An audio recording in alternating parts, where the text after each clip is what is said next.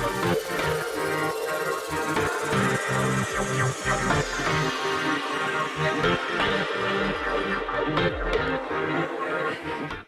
everyone, it's Kevin and Mark with What Elon Said. Today is Friday, March 4th, and we'll get right into it.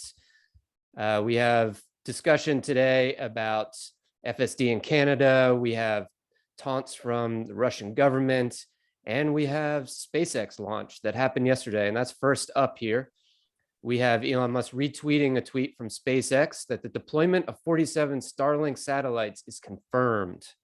So we got another successful launch under the belt of SpaceX, a Falcon launch with Starlink satellites. I believe it carried 47 up, which they 47 in this one.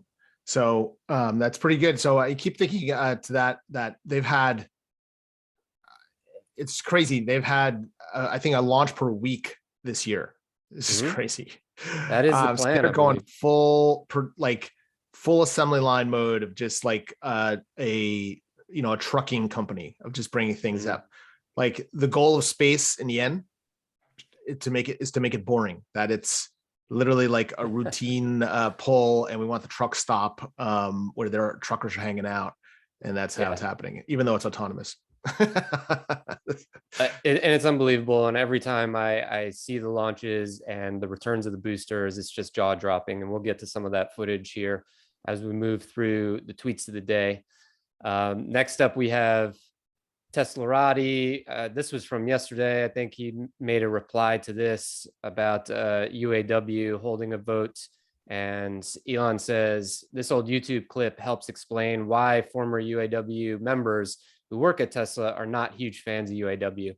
And I did watch this. This is just outside of a union meeting with workers that were not very satisfied with the interactions that they had with the union in the meeting, and some pretty frustrated individuals, and they were not getting the responses and the engagement from the union representatives that they were hoping for, or getting any of their questions answered. So just a clip. I'm not sure how he just had this on hand, or if this is something he had seen before. It's interesting.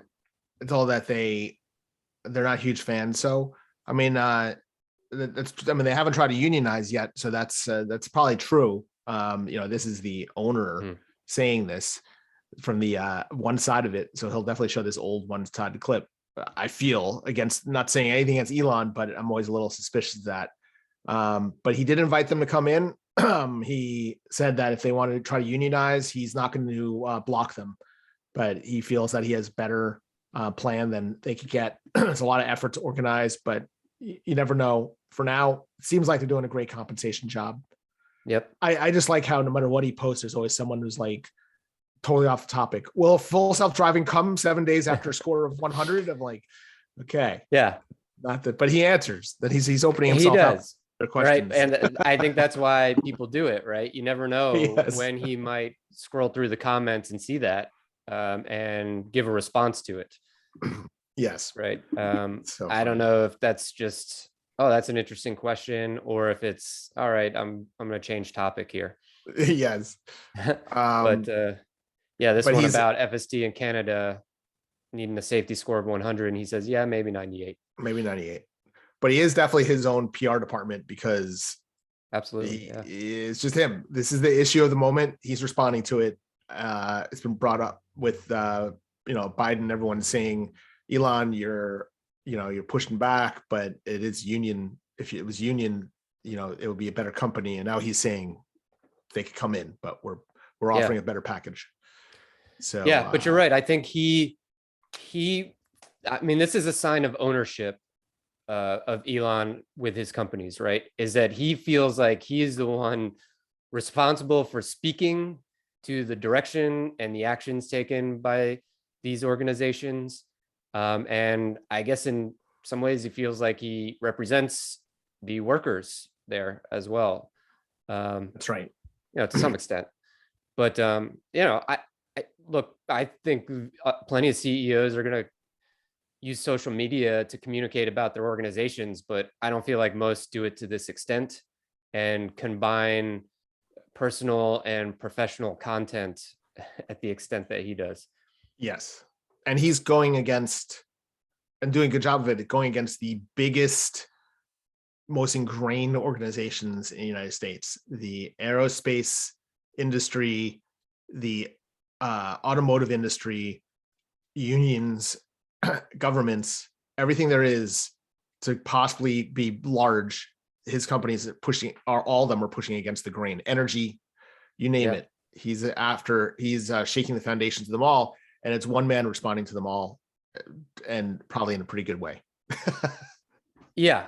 It boils back down to that first principles approach. Like, let's cut through all the BS that has accumulated in business and in corporate America for the last however many years, 100 years or 200 years or whatever. And let's get back to what we really should be doing here, and the actions we should be taking to, make our companies successful. But I mean, there's a lot of pushback, right?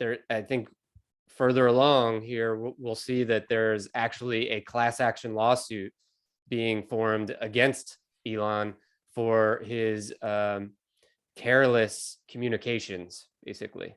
I think so. But we'll see. We'll go on up. Yeah, let's keep going. So here we have a new launch that we just discussed, the launch of the Falcon 9. Here it says 47. I think we just did 48, but I think it was 47. So just really cool launch that they had on the last day. And I think this one landed, the boosters landed back on land as opposed to a drone ship. I'm not sure, but I think that's what happened. Okay. It's very cool. And then in response to SpaceX's post about that, which definitely watched the launch, Elon posted the Russian head. What was this? Someone in one of the executive Russia. He's the head of Roscosmos, right? The Russian Roscosmos. So he's the head of their NASA. And he said that in a situation like this, we can't supply the United States with our world's best rocket engines. Let them fly on something else. They're broomsticks. That is definitely a line for the ages. Just think of Harry Potter. But of course, yeah. And they're saying we're witches. I don't know. But after that launch, he goes, American broomsticks. That SpaceX is. We have a better broomstick than they do. Yeah. I mean, some of the comments and already the memes being made here are just pretty great. Definitely. And I like the broomsticks they say with SpaceX name over there. Renita. Okay. Right there. Yeah. Broomsticks. I like it. Apparently Russia really has they're living in a cave, I guess, some of these folks, or at least they're communicating as if they are, and have no idea just what the capabilities of SpaceX are. But I mean, I think this is bringing some positive light on SpaceX and on Starlink and Tesla too. Yes. In regards to energy independence, with this whole situation. It's unfortunate that a situation like this is happening, but again, look for a silver lining in some way. But more commentary to come on the broomstick comment. This here is, let's see, in reply again to Starlink satellites or Starlink terminals being provided to Ukraine. And he's saying updating software to reduce the peak power consumption so that Starlink can be powered from a car cigarette lighter. Mobile roaming enabled, so phased array antenna can maintain signal while on moving vehicle. So a really quick response here, where yesterday the Vice Prime Minister of Ukraine was asking for help on how to power the terminals and to keep communications up through Starlink. And Elon responding now saying, we're updating these so that you can power them through a car lighter. Yeah, so that it's like on demand. It shows you the power of software that they're fine tuning it for a war area, that they can actually make it more nimble so that they're not detected, and also they could bring it around with them. They're not like stuck in one place where they could be targeted. Right. And I also thought it was interesting that yesterday we had a picture that Elon liked from the launch from Boca Chica, where someone was in their Tesla with a Starlink on the top of their car. Yeah. So they were charging it from the car, and it's funny that that innovation that person had is now being Well, they were launched. charging it from solar panels. Oh, some solar panels. That's right. That's right. Yeah. So now it's a step up. Now you don't even need the solar panel. Now you just do it from the car. And I mean, I guess in this situation, right, how valuable is that when you may have power cut off, but you might have fuel maybe in your car to keep it going, and a battery in the car. Amazing. Yeah, to be able to power these. And then you think about being able to use them mobily driving around. I mean, she's so valuable in this situation and in many other situations as well. So great work from the Starlink crew on that one. So next up, we have an article from Teslarati. Tesla and Musk are getting sued over CEO's high risk, high reward payment plan. All right. And in class action lawsuits, the actual plaintiff is always the class action law firm. They just find someone willing to serve as a puppet to represent the class. That's what Elon said. Not a huge fan of lawsuits. Yeah. So this is the usual story of the class action lawsuit of a group. They've always been notoriously bad, and I know there's always been attempts to change the law or restrict it so that they don't happen, but they always happen. There's always a law firm that wants to go out there and sue. I don't know if it's going to go anywhere. They're hoping to get something, so you never know. But he's obviously against it. It's a waste of his time. And he's saying it's a corrupt process in the end. Yes. Yeah, definitely. I think I was misguided before when I said that there was a class action lawsuit against his tweets. It was actually his payment plan. His payment structure. That's right. Yeah. But maybe they have something. I don't know. But it was definitely I remember when that payment structure was put in place like 5-7 years ago, whatever it was. Mm-hmm. And at the time it was thought to be insane that he'll never see a dime of it. Yeah. Because those targets were so outlandish. There's no way he'll ever get that money. But at the same time, they said if they do it, they might break the company because it's such a high compensation package. It was like a go for broke, all or nothing. Yeah, well, it's I think it's mostly in equity awards, right? It is a lot of equity awards, but the company still had to give it, and it was a huge hit. I mean, when it was given, it was a huge hit to the company, the amount of money they had to pay him. Yeah. And it was it shows up, well, it showed up in recent quarterly statements, right? And that's right. I think the last one, there was a bit of a surprise to the bottom line that everybody was estimating. Correct. Yes. Okay, so back to Starlink terminals. He adds a caveat here. He says, important warning, Starlink is the only non-Russian communication system still working in some parts of Ukraine. So probability of being targeted is high. Please use with caution. And Toby Lee responds, said, could Starlink also be under the threat of a cyber attack from Russia, like how Viasat was a few weeks ago? And Elon says, almost all Viasat Ukraine user terminals were rendered permanently unusable by a Russian cyber attack on day of invasion. So yes.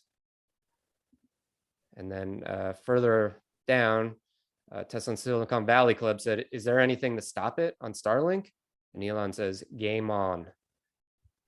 Like we will. So meaning that means that he's daring them to try to stop it? I think he's probably I think he's saying they will try to stop it, and it's game on for us to try and figure out. Yeah, to figure it out from how we can avoid that. Yes. And then we also have another comment here from Eddie is Kong. Hey, Elon Musk, any advice on how to use with caution? This is in regards to messages being sent using Starlink. And he says, turn on Starlink only when needed and place antenna away as far away from people as possible. And place light camouflage over antenna to avoid visual detection. And Paul Kelly, Ireland, shout out, says spray paint work, very thin layer. And he says, yes, provided no metal particles in. That's interesting. So man, it's a lot of tactical advice here. Yeah, a lot of guidance here. Do you think he's like feeling like he's in a video game? I don't know. He's the character in the video game, like trying to supply communications to the war zone. I don't know. I mean, it reminds me like unless they eventually do this, but years ago with Ross Perot, who was a big started a software company and ran for president in the 90s. He had a team. The U.S. Lost Iran. Was taken over by, and there's a whole bunch of hostages. But he had a team of employees there as well. And the U.S. Army wouldn't get them out, so he actually sent in his own reconnaissance team to rescue them, and he got them out of Iran. Just a privately paid team. Wow. Yeah, and he rescued his team out of Iran after it fell. This is what I feel like Elon's becoming, that type of person, his own stealth operation. He is Iron Man, by the way. So Tony Stark. So you never know. Hey, sometimes private enterprises are a little bit more efficient than government-run operations. Yes. Sometimes. Yes. Here we go back to the Falcon 9 launch. The first, this was our 9th Falcon 9 launch in the first 9 weeks of 2022. Yep. So one a week, and what a beautiful shot that is. That's pretty cool. Yeah, that is amazing. Nice day. I think he had a comment below this. Did he? This was a retweet from him. No, but there was a comment. Maybe he gave it somewhere else that, well, I'll say now in case we see it later, but someone said, or he said that on that 9th, that the Russians have launched a total of 9 rockets. Oh, I saw that. Yeah. In the last since like years, 1992. 20 years. Yeah. Yeah. I don't know if that's true. We've launched as many in 2022 as they've launched in like 30 years. That's right. Yeah. All right. And then last up here, we have a tweet from Zach at BLKMDL3. $7 gas is here. Buy an EV. And he's got a nice picture here in front of looks like Beverly Center of the Super Plus gas being $7.25 a gallon. Wow. And rising, right? That is crazy. California prices for you. Yep. And Elon just replies with an exclamation point. Yep. I know here it just cracked $4. Oh yeah. Well, here it's at least $7 a gallon. It's usually it's like a $1.85 now per liter. Wow. And that's in euros. So yeah, I've been paying $7 a gallon pretty much since we got here, but I don't know what it's going to do in the next couple of days, because I saw that prices per barrel jumped like 25% just over the last couple of days. So amazing. Choppy water here we're in. Yeah. Never a dull moment with Elon in Elon land. Yep. Well, we will wrap it up there for today, March 4th. If you like this video, please give it a like and consider subscribing. And we will be back with the likes from the last day in our next episode. Thanks a lot. See you then.